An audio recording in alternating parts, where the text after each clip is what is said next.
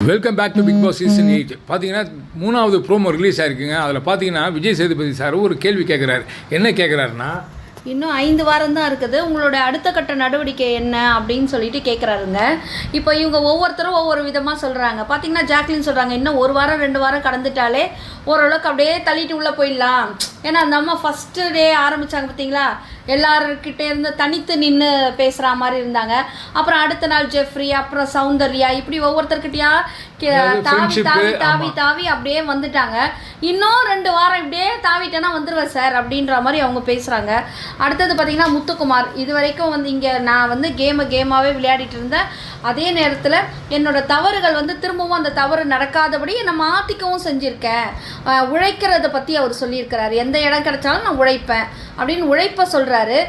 Jacqueline வந்து இந்த இடத்துல நான் என்னோட விளையாட்டை நான் விளையாடிட்டு இருக்கிறேன், கேமாகவே அவங்க பார்க்குறாங்க ஃபுல்லாக.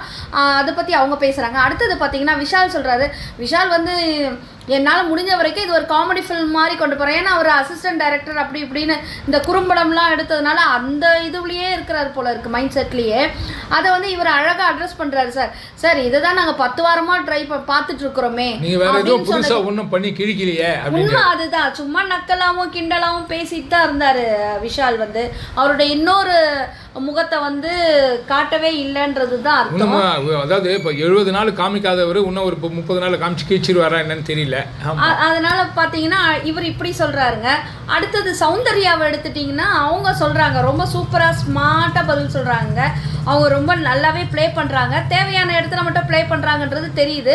அவங்கள ப்ளே பண்ண விடாமல் நிறைய பேர் வந்து அவங்கள தடுத்த இதுவையும் நம்ம பார்த்துருக்கோம். ஸோ இப்போ அவங்க பேசுனது அவங்களுடைய இண்டிவிஜுவாலிட்டியை நல்லா சூப்பராக இந்த ஒரு வேர்டில் காட்டுது பாருங்கள். அவர் கேட்குறதுக்கு இவங்க பதில் என்னவா இருக்குது அப்படின்னு பார்த்தீங்கன்னா, சார் இந்த 5 வாரங்களை கடந்துட்டாலே வெற்றி தான் சார் அப்படிங்கிறாங்க. ஏன்னா